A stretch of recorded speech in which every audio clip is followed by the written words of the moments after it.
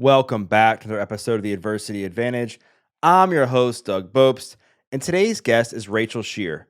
Rachel is a functional medicine nutritionist who received her degree from Baylor University in Nutrition Science and Dietetics and became certified in functional medicine through the Kalish Institute. Rachel's journey as a nutritionist began in bodybuilding and athletic performance. However, a couple years into her practice, she began to suffer from severe gastrointestinal dysfunction. After many false diagnoses, spending thousands of dollars on doctor visits and tests, Rachel decided to take her health into her own hands by taking a gut-centric approach to her healing. By learning how to heal instead of just deal, Rachel was able to avoid having her entire large intestine removed, come off the dozens of medications she was put on over the years, and regain full function of her gut.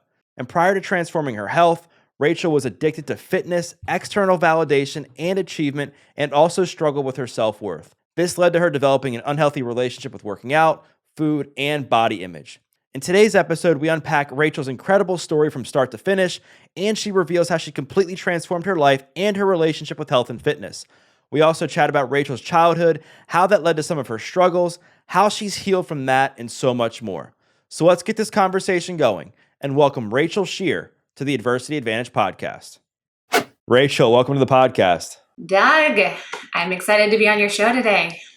I'm excited to have you. You have a phenomenal story, and I think what you're doing now is so important in the world of health, fitness, nutrition, coaching.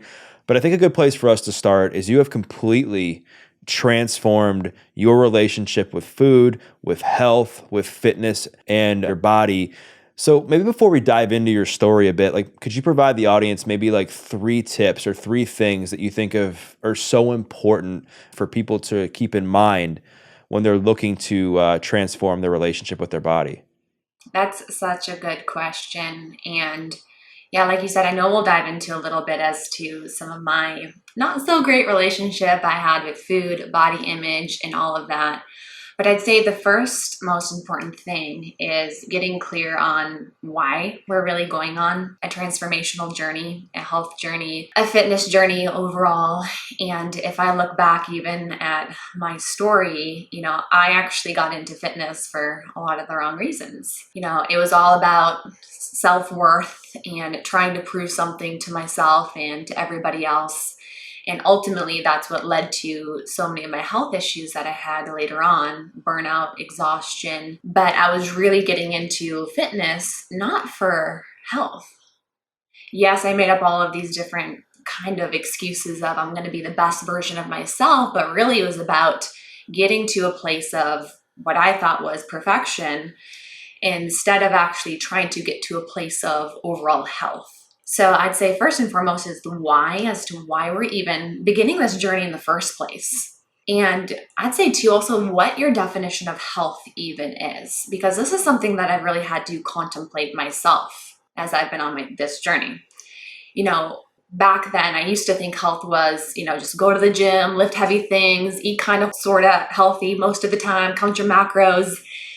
And is that really all that it takes to be healthy? And we have to ask the question, if that really is the meaning of health, then why do so many people suffer with their health, especially their mental health?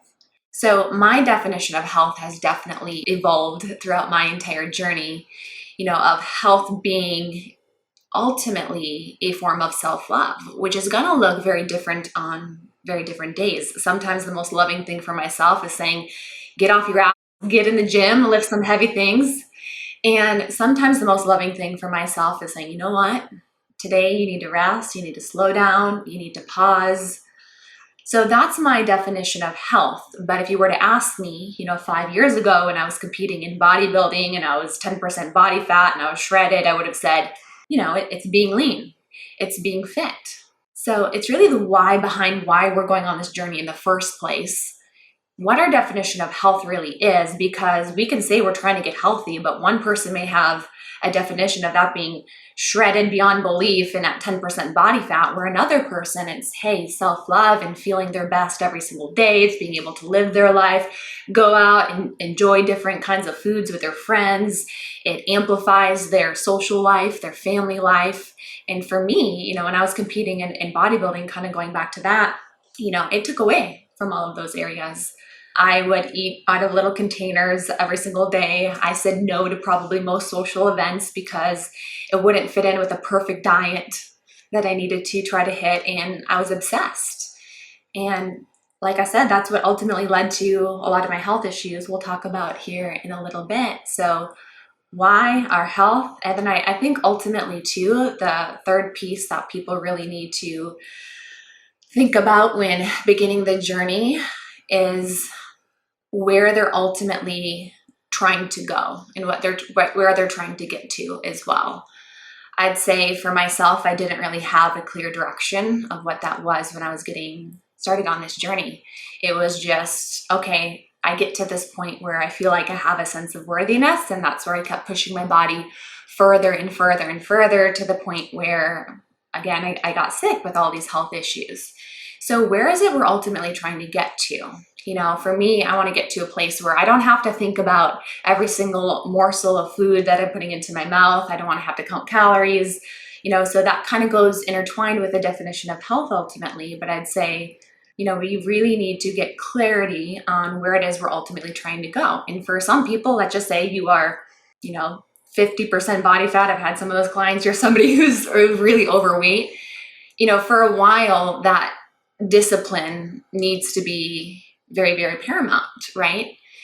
And the clarity will be getting ourselves to a certain body composition because, right, we have health issues, we have symptoms there, but that can definitely change over time. So where is it that we need to get to? What is the ultimate goal? What does that look like? I'm not saying that that goal has to be your forever goal, but what is the ultimate goal of where we're trying to get to? What is the meaning of health? And why are we really entering on this journey in the first place? And I think if more people started to ask those type of questions, it would really make clear a lot of the other things that come up along the way that probably often don't align with what we really think about when we think of health and fitness and all of these other things that the fitness industry really tends to claim as, hey, this is health. That's a great place for people to start when they're trying to think about like transforming the relationship with their body. Is number one is why they're doing it, like having a deep emotional why as to why they want to make the transformation. Two, like you said, getting clear on what it means for you to be healthy. And then three, you know, creating a vision, getting clarity on where you want to go. And you brought up something that I think a lot of people end up struggling with, and that is using fitness as a way to, you know, improve your self-worth, improve the way you looked and that sort of thing. And I think that that can be very, very healthy, right? I think fitness is a great tool for improving self-esteem, improving self-confidence. Obviously, a lot of people want to look healthier and feel healthier in their body. I think there's nothing wrong with that. But where did it become like unhealthy for you? Like walk the audience through, like when was the breaking point for you where you slowly started to lose that healthy relationship with fitness and then you started to pursue it for the wrong reasons? That's such an interesting question. And it's actually one that I've contemplated myself. I was like, where was really this pivot? And even this morning, I was working a little bit on my public speaking and writing out my own story. And I kind of pinpointed some things even very, very early on in my childhood that I was like, this is actually kind of a little bit unhealthy. And I'll explain what I mean by that here in a minute. But, you know, I've always had an addictive type of a personality. You know, I grew up in a pretty dysfunctional home. I was neglected as a kid, and most of my family got into drugs and alcohol and all of these type of addictions. So it's kind of been a part of my family for, you know, generations. And for me, I used to say, you know, fitness was my escape.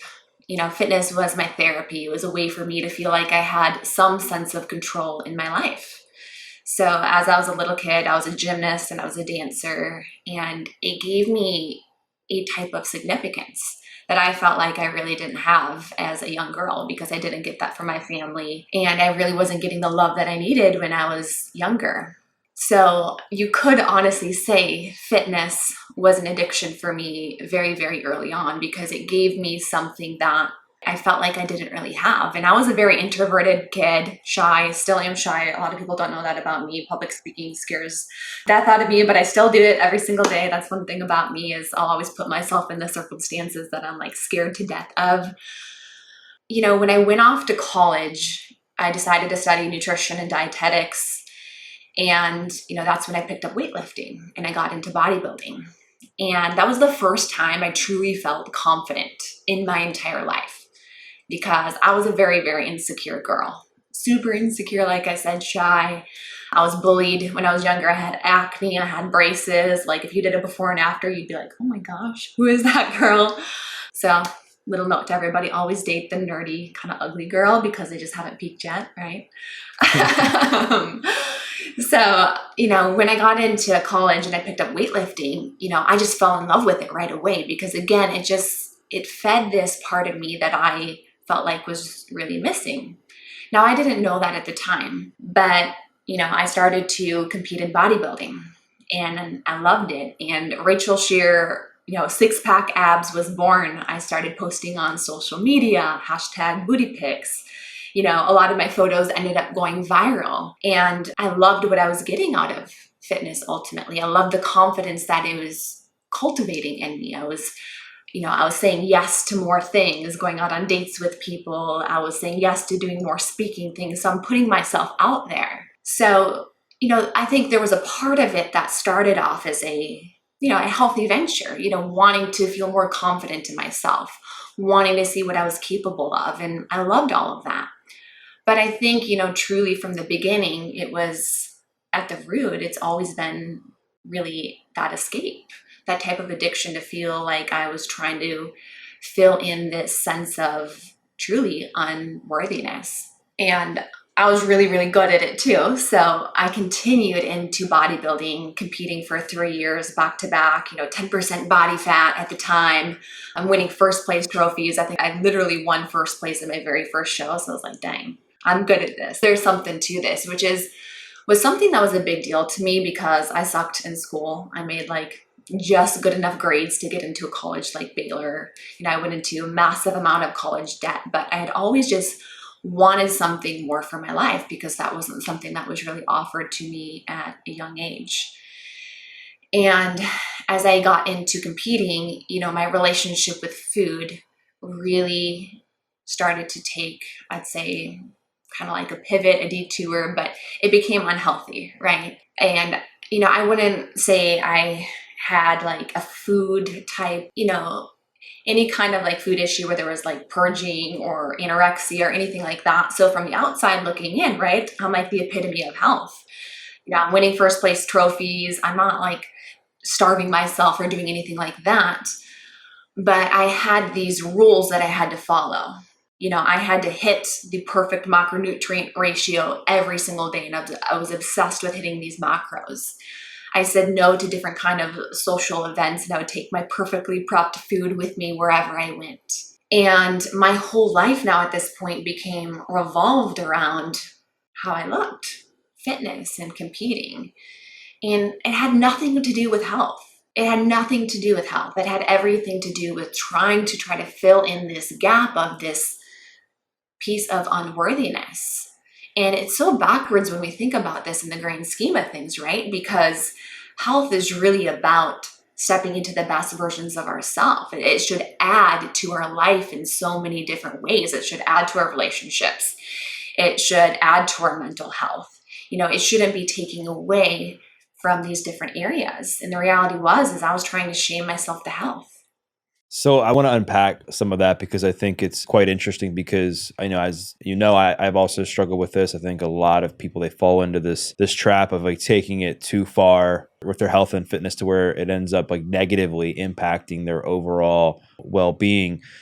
What do you think was more addictive? Was it the external validation you were getting from people on the internet or your friends or people you were dating?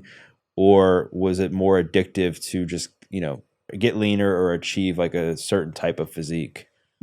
There is definitely a combination of both of those there. It's hard to say which one was more because if I look back, early on at the beginning, like I said, this has always kind of been an addiction for me, even at a very young age. I wasn't doing it then for validation, but I was doing it for a degree of significance. And I think that significance was really coming from myself. I felt significant from myself when I had a fit body or when I was achieving something. That's very common in people who are like type A, perfectionistic, hyperachievers, and then as I really started to get outside validation, because I started posting on social media, I was posting about what I was passionate about, and, people are like, hey, who is this girl? Then I think that became another avenue that really then, kind of validated what I was already doing. So I think it started off more as the addiction to fitness itself, and then it evolved into, okay, people are saying, this is amazing, this is great, like, wow, look at you. And what's so interesting though about addictions is, yes, there's like drug and alcohol addictions, which we shame people for, but I actually had very similar addictions. They just were actually publicly praised. And we actually see this quite a bit, right? We see a lot of these addictions that are publicly praised, whether that's in hyperachievement, whether that's in fitness, and it really feeds into that addiction that that person is stuck in. Yeah, it's so true, right? We see so many people get praised for like taking their fitness and taking their bodies and the way they look to the next level. And sometimes some people that are getting all this attention and praise, they're really struggling on the inside. Like you said, like they're not like healthy overall. Their well-being is being impacted by all of this. I want to talk about, like you said, that you started to develop a little bit of an unhealthy relationship with food and it became like pretty obsessive. What were some of your thoughts like around that? Like how would you approach what you ate throughout the day? What types of things would you eat? How did you justify whether you would eat something or not? I started to look at food just in the forms of numbers, because in bodybuilding, it's all about hitting the perfect macronutrient ratio. So, was I hitting my 150 grams of protein every single day? Was I staying below, the 100 grams of carbohydrates that it gave me? Was I staying below the 65 grams of fats that it gave me every single day? And I became obsessed with hitting that exact number every single day. And almost to the point where even if my body wasn't even looking any better, I just wanted to hit that number. It became this kind of like fucked up game in my head where I just had to hit this number. And then thereafter, it evolved into trying to figure out what kind of foods could fit into that number. And, I was so deprived at the time, again, I wasn't starving myself. This was what I thought was health at the time and trying to get to my optimal body composition. I would then use a lot of diet foods. Diet foods are very, very prevalent in the fitness industry. So I don't know if you've ever heard of like the Walden Farms syrups before. They're like 0 calories, 0 fat, 0 anything. It's just literally pure chemicals. So like I would flavor my food with all of those kind of stuff. Again, terrible for like your gut, for your overall health. But again, there's no calories in it. So hey, guess what? Free food that we get to eat there. I became addicted to chewing gum because just getting some kind of flavor ultimately. So I would literally chew at least like a half a pack of gum every single day. And then, with the whole kind of macro game, that's where I would try to find foods that would somewhat satisfy me from like a taste standpoint, but I became addicted to things like artificial sweeteners and even things like stevia, right? I wasn't using like the sucralose or things like that, but I became addicted to trying to get some kind of flavor in these empty calorie foods. And oftentimes even processed foods too, that were like the diet friendly kind of processed foods. So a lot of like the rice cakes and things like that. So a lot of my time and energy and in my brain was focused literally revolving around what I was going to eat. What was I going to eat for breakfast? What was I going to eat for lunch? What was I going to eat for dinner? Coming up with some different kind of foods and recipes that would fit perfectly within that number to try to like make a food that tasted good. And it was like looking back, it was so delusional at the time. Right now I'm in a place where I don't think about food. Like I eat real food and my focus is elsewhere. It's on my business, it's on relationships. But so much of my mental space was just full of what I was going to eat next, and how I could try to satisfy my body in some way, shape, or form. And it just was all consuming. And I got to imagine that had to have all been incredibly like stressful, right? And depleting like from a mental health standpoint. And I know you kind of hit a physical rock bottom where your body broke down. I've heard you talk a bit about like that. with what happened with your gut and your colon and that sort of thing. I want to go, you can touch on this if obviously if you want, but I want to go like the mental health route. Like what was that process like for you, like mentally? Like walk the audience through how your mental health was impacted as your relationship with food began to get unhealthier and unhealthier, and then what was the breaking point like for you? One of the sayings they have in bodybuilding is usually the person who wins first place on stage is the most unhealthy person in the entire contest. And that's really the place where I ended up. I was terribly unhealthy and I was empty on the inside. And all of my self-worth was based around how physically fit I was. So when I ended up getting really sick and battling all of these health issues, specifically gut issues and almost having my large intestine removed, I felt like my entire identity was being stripped away from me in that moment, because up until this point, my whole life had been nutrition and fitness. Like, it was literally who I was. And I felt betrayed by my body. So that put me in a really, really dark place. But I will say, up until that point, I was pretty oblivious, right? I thought what I was doing was making me happier, but it was always kind of chasing that happiness. So I can't say like I was actually happy. It was that when I get here, I'm going to be happy. When I get here, I'm going to be happy. So put up with the stress, put up with the anxiety, just kind of put your head down and grind, because, hey, that's what you do to be successful, right?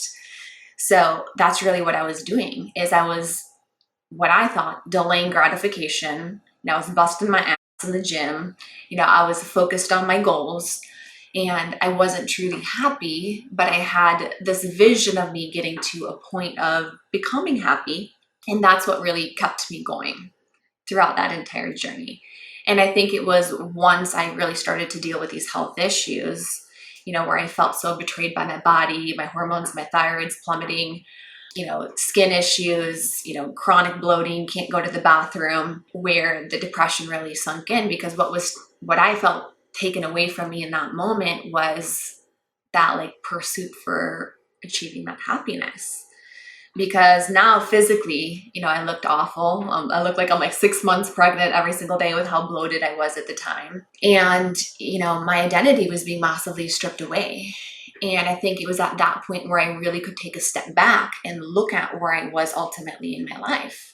And, most of my days were spent in an anxiety-driven place. My nervous system was super dysregulated chronically all the time. I woke up thinking about food. I went to bed thinking about food, thinking about training. I was so focused on how my body looked and how much fat I had on my body. And I was so lean and so fit. Like, if you look back, yes, I had a beautiful body, but I didn't feel like I had a beautiful body at that time. And that's where I think some of that dysmorphia really came in. And I think some people think of like body dysmorphia as like you look in the mirror and you like literally see a different body. But I think you just become so hyper focused and so hyper addicted, you just can't really like see what the reality is. And I think that's what really happens in the addictions, right? We just become so like hyper focused on one key thing that we're really missing sight of everything else that's happening around us. And yeah, I just was fully empty at that point in my life. But I think one thing is when I dove into functional medicine, and trying to get to the root cause of everything, which ended up being what created my entire practice that I have now today, Rachel Scheer Nutrition. It's focused on root cause. And I talk a lot about gut health because when I got to some of the root cause there, I had a ton of bacteria overgrowth. I had a ton of inflammation in the gut. But one thing that a lot of people don't realize was what was the root cause of that in the first place. We tend to say like, hey, the hormone imbalance is the root cause, or the bacteria overgrowth in your gut, or the microbiome is the root cause, or your thyroid is the root cause. But we have to start to ask the question, what caused that to become off in the first place? So what do you think was for you that root cause? Because it seems to me just from hearing your story that like I just think from over time of your health deteriorating and you losing, having that unhealthy relationship with fitness and the way you ate, that of course crushed your gut, along with all the stress and probably lack of sleep and everything else that came along with all of that. So what do you think was at the core of all this? The root cause was the place that I was coming from. I was coming from a massive place of unworthiness, and I was trying to shame myself to being healthy and fit. And we can't shame ourselves to health, and we can't heal a body we don't love. And I wasn't loving myself at the time. And that was the true root cause of where I was coming from. And I think that's the kind of work that people need to do, because that's where, right, Western medicine failed me with giving all of me these false diagnoses. And then I went kind of the functional route with traditional practitioners. And then they said, okay, this is what's going on with your adrenals and your gut microbiome. But no one is really asking the question, why did this become off in the first place? Why do we have food addictions in the first place? We can say, hey, change your diet and do all these things, but why do we have food addictions? Because we don't love ourselves, right? Because we're trying to numb out. And I see people on both ends of the spectrum, right? Maybe you're somebody who's like me, type A, perfectionistic, overachiever type, trying to shame yourself to being healthy and fit because you're coming from a place of unworthiness, with the result being burnout, exhaustion, anxiety, depression. But it's the exact same thing on the opposite spectrum, isn't it? The people who are overweight, unhealthy, continuously making up excuses of why they should eat the food, why they shouldn't work out. They also have a massive sense of unworthiness, but they don't believe they're worth it. So they're not going into the gym. So they make up excuses why they should eat the food. So I think really we have this epidemic of unworthiness that we're dealing with. And we deal with it in different ways. Some people like to numb it out with food. Some people like to do whatever they can to try to prove it to themselves and other people that they actually are worthy. So when we really can peel back the layers and get to the root cause, I think that's where a lot of that healing work can really begin. And it wasn't until I was truly able to get that root cause, which is kind of like the root cause under the root cause under the root cause, like that core piece, that I was truly able to heal my body. And it wasn't just doing like a gut protocol or doing anything like that. It was truly healing my heart ultimately. Yeah, because I think you can take all the probiotics in the world, you can try to fix your gut with whatever supplements you want, but if you're not addressing your lifestyle and you're not looking at why your gut's unhealthy in the first place and everything else that goes with that, it's just going to be a complete waste of money. So what was the path for you to heal your relationship with yourself? Because you mentioned that you said that the root cause of all of this was you were shaming yourself into being healthy and fit. So once you realized this, what were a few steps you took initially to kind of reclaim your self-confidence and self-esteem? What's so interesting about healing is there's an ing at the end, right? It's heal-ing. So I don't believe we ever get to a place where we're like, I'm healed, I'm good. And healing is also very synergistic with growth. A lot of personal development and growth is about overcoming limiting beliefs that we have so we can step into this next version of ourselves. But what do we have to do in order to overcome these limiting beliefs? We have to do a level of healing of certain parts of ourselves. So the healing work that I began to do is still the work that I'm doing today. There's just layers and layers and layers of the healing ultimately. Part of that work really began from understanding, where this began in the first place. We could dive into the whole childhood thing, but with my story I shared there at the beginning, right? A lot of it evolved from there. And, I think there is some things that are really important about understanding, where did this come from in the first place? And all of our life circumstances and relationships are a byproduct from the way in which we relate to ourselves. And what I mean by that is the circumstance I'm in right now. This could be a circumstance of, the health issues that I was in. So circumstances are always changing. Now, relate to self really is the relationship that we have with ourselves. And we have a relationship with ourselves as we do with other people. And we're constantly in different relationships with other people. So you and I are in a relationship, right? And every relationship has three things. They have thoughts, feelings, and views about that other person and about that relationship. When I go to Starbucks and I meet the barista and he's having a bad day and he's just kind of cold and is like, here, take your coffee. We're in a relationship in that moment.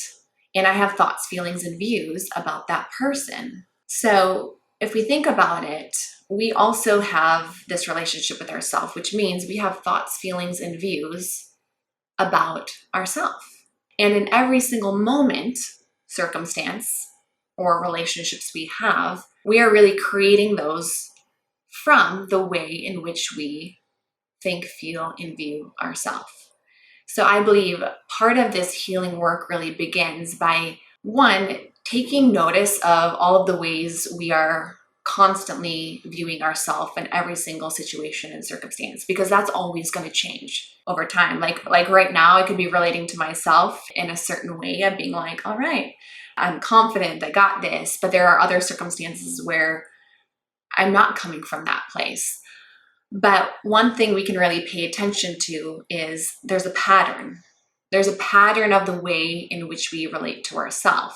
And if we were to go back to the beginning and find different circumstances from where we created certain views about ourselves, we would start to understand why in later situations or relationships later on in life, we have certain views, which is why we say, like, we recreate a lot of our relationships that we had with our primary caregiver early on.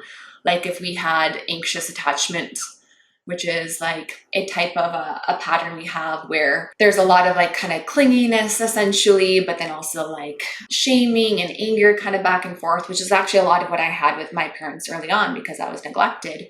We tend to see these people actually having the same relationships later on. And that's really coming from that relationship that we have with ourselves and the way we're viewing ourselves. So high level, this may sound like a lot of information there. I think part of the healing really begins of, one, noticing the way I view myself and I'm thinking about myself constantly in all of these different circumstances and events. And where did this come from? Because that's also the root cause. So, right, I was coming from a place of unworthiness, not enough. And that began somewhere early on in my upbringing. So what did like neglect, like what does that look like, for you? Like, because I think that can mean a variety of things depending on people's situations. Yeah, definitely. So I grew up with a father who was mentally absent. He actually suffered from mental illness. He was a very, very passive man. So there was some emotional neglect there, but my mom was physically gone all the time. So my parents separated at a very young age. My mom spent most of her life out partying and drinking and drugs, bringing home various men to our home who she would sleep with, where me and my siblings were really left to tend for ourselves. I could be gone for days, no questions asked at all. Like nobody cared where I was, what I was doing. So I didn't have that sense of one support. And that's where a lot of the meaning was cultivated. And for a lot of us, we can think back to certain events that happened in our upbringing. It could even be when we were a teenager, like we were bullied or someone said something mean to us. And we made out of that circumstance a meaning about ourselves, right? So there were certain circumstances that I had where I was younger. I realized I made meanings of you're bad, you're not good enough, you're unlovable. I made those meanings, right? Because there were certain facts of the situation. My mom was gone all the time, right? And my mom was doing whatever she was doing. But as a kid, right, we don't understand those things. So I made the meaning of it's because I'm bad, because there's something wrong with me. And as I think I got into fitness, that's where, hey, this gave me a sense of, okay, there's a little bit of worth here because I was already coming from a place of a kid who gave myself that meaning. Does that make sense? Yeah, for sure. It makes total sense. And it makes sense as to why like the external validation and the pursuit of like achieving like optimal fitness became like so addicting for you because you were looking for a way to find some sense of worthiness and purpose and meaning. And that kind of gave you all of that. And so talking about like what you were saying a few minutes ago about like transforming the relationship with yourself and how you viewed yourself. What was a relationship like with yourself when you started this healing journey? And then like what were some of the things that you did to change the way that you viewed yourself so that you could have a healthier relationship with your body and the people around you? Well, I'd say the very first thing was creating that awareness, because what we're not aware of, we can't heal from and we can't ultimately change. So once I was able to pinpoint, hey, this is the place that I'm coming from, this is what's showing up, this is how I'm viewing myself in most of these situations, and this is where I was coming from, I was able to then kind of go high level overview of different things that would happen in my life where I would notice this happening in real time. I would maybe be on a podcast, right? Like I was already kind of getting into my career in fitness and everything there as I'm doing this healing stuff. Like this isn't something like I put my life on hold for and I just do the healing work. Like, no, your life doesn't get put on hold in order to heal. Like healing is not just something we do when we find answers for it. We actively heal through it on the day-to-day basis. So I'd be in different circumstances, like getting on a podcast, and I would notice like this anxiety and this nervousness coming up about me.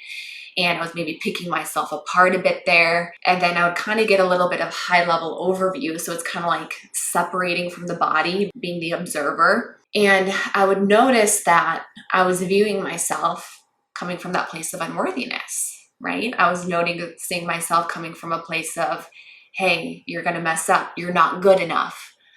And a lot of that negative self-talk.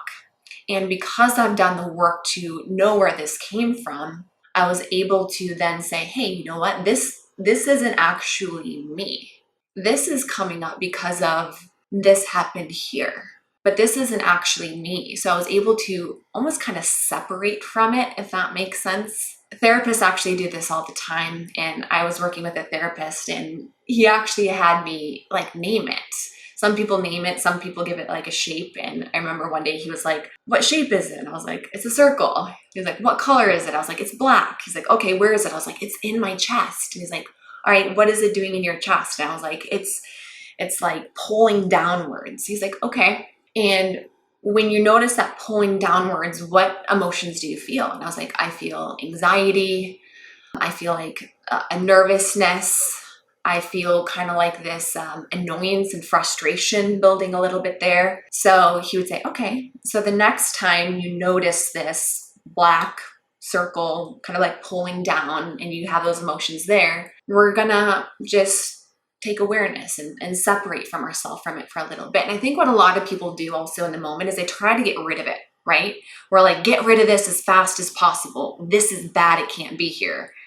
And whatever we resist persists ultimately in our life. So I like to think of, kind of being like that grounded parent for this part of us in a lot of ways, because this is a part of you. It's not who you are.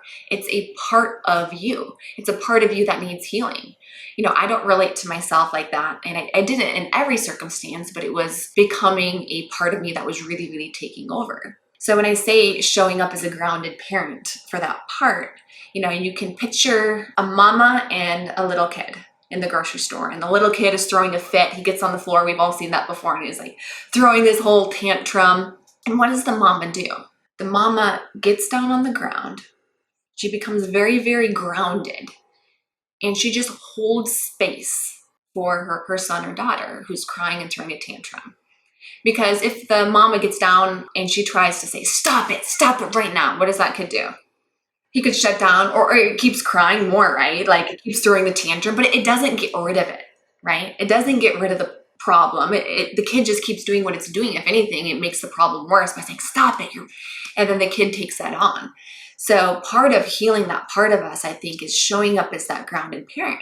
It's saying, hey, I'm not trying to get rid of it. I'm just holding space, but I'm becoming the observer of it, and I'm separating myself from it. And I think that's when that, I call it big S self, our highest self, can really step in, hold space. That's like that. We've heard the term, we can really self-parent ourselves, because we have these multiple parts of us. We have these protector parts of us, and that protector parts of us are trying to keep us from feeling unworthiness. You can think of scenarios where, let's say, a guy gets rejected, right?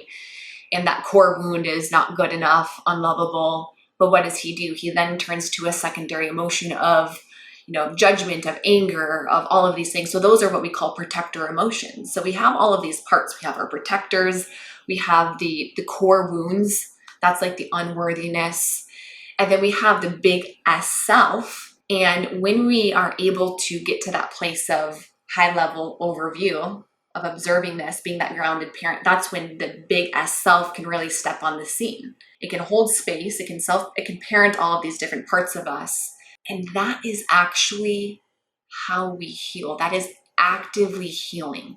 And when we can do that, we can actually remind ourselves, okay, this is my parts. It's coming up. I'm not going to get rid of it. It's here. That's okay. And this is me actively healing right here, right now. And the most beautiful part is we're able to then step into our true and authentic self, and maybe the nerves will stay there for a little while, but as we continue to do this over and over again, and it's not easy, like it takes work, right? We really have to become the observer. We really have to take notice. We have to be that grounded parent. That big S self starts to really take over and starts to be the person who's leading the ship, who's in charge here, instead of these other parts that are trying to be in control so often in our life. And I think it's from this place, our authentic self, our high self, that we can actually relate to ourself, which is true and accurate. And it's that knowing. I call that place, it's the knowing. We don't have to try to prove our worthiness. We don't have to try to, do whatever we need to do in order to fit in. We know we have worth. We know we have love because we are here right now. It's that knowing. And so once you you obviously, did a lot of work to heal the way you saw yourself from a worthiness perspective, and then also understanding where a lot of this came from and being able to gain some perspective that you were able to separate yourself from the situation in itself. Like in real time now, being that like you are a content creator, you are in the health and nutrition space, people can easily become obsessive with that as well.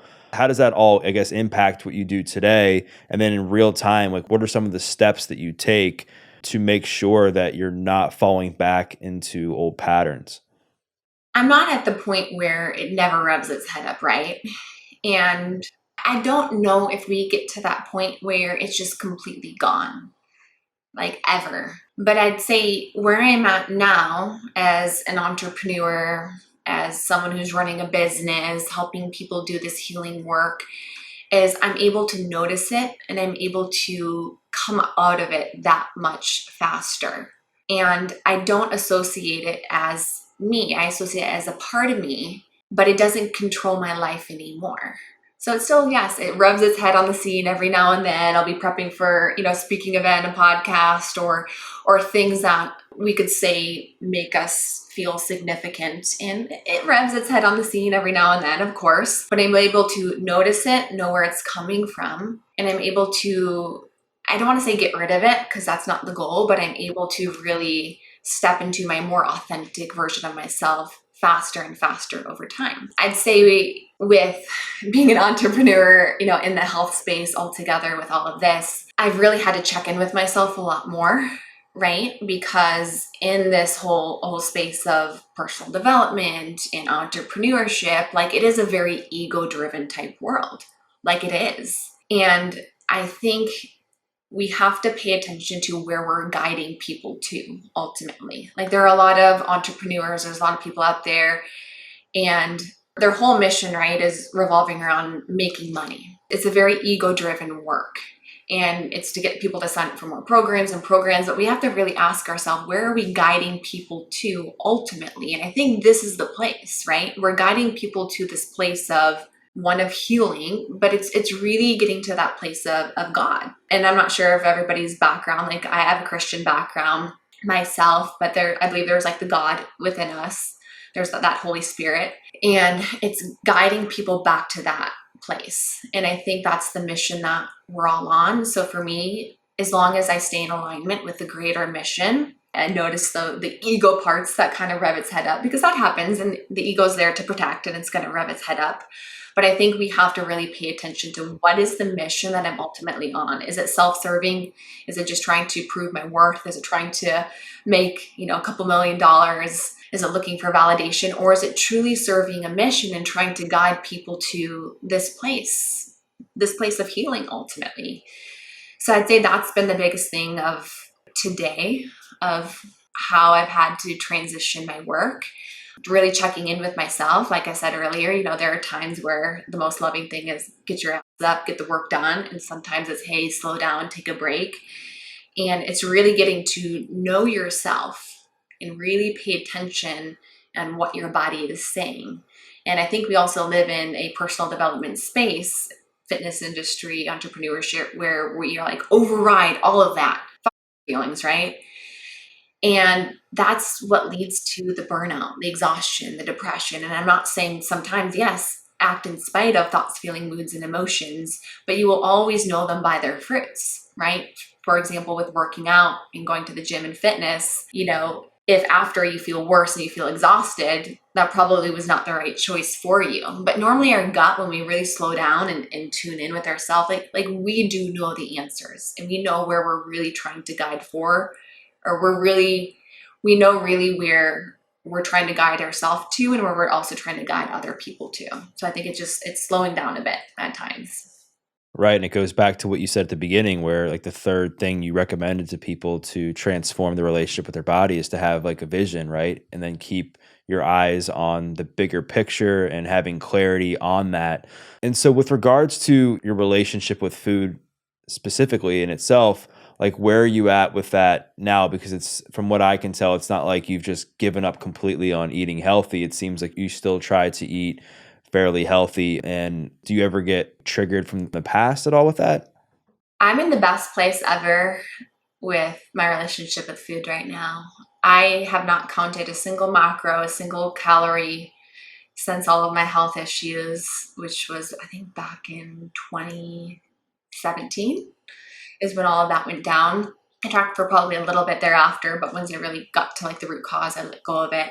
And there was all that fear that came up, right? I'm like, oh my gosh, I'm going to gain weight or all of that. What's so interesting, as I've let go of tracking and I started to pay more attention to how my body actually feels, like my relationship with food has massively improved. Now, I think part of this is eating real whole food, right? Because in order for us to be able to be intuitive, to listen to our body, one, we do need to have kind of like somewhat of a base of nutrition education, right? So I do think it can be helpful for people to track macros for a certain period of time. I do.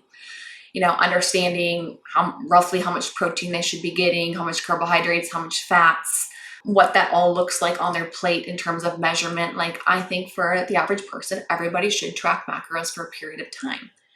But then we get to a point where it's not really for the education purposes anymore.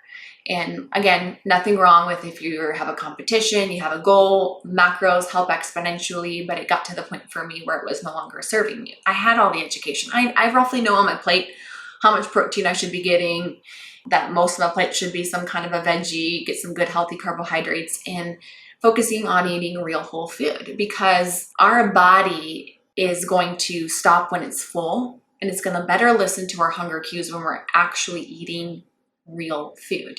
Take a steak, for example, right? You love steak, I would imagine. I do, yeah. Yeah. Like, we'll enjoy steak, we'll eat that steak, and we'll stop eating once we feel full, right? Like, we'll enjoy it, but we'll be like, I'm good, I've had enough, and we'll kind of push it away. Now, give someone hyper-palatable foods, breads, pasta, chips, we will override those hunger cues time and time again. So that's what's, the intuitive eating part. I think first and foremost, one, we do need to have some basis of nutrition education. Two, we need to be eating real whole food to be able to really lean into listening to our body's hunger cues and being intuitive. And those are really the things that I was able to have in place, which was some of the beautiful things of competing. And that what I walked through is I got a great base in nutrition. I also got my degree in nutrition and dietetics on top of it. But now I'm at a point where, one, food does not consume my mind. Like, I barely think about food.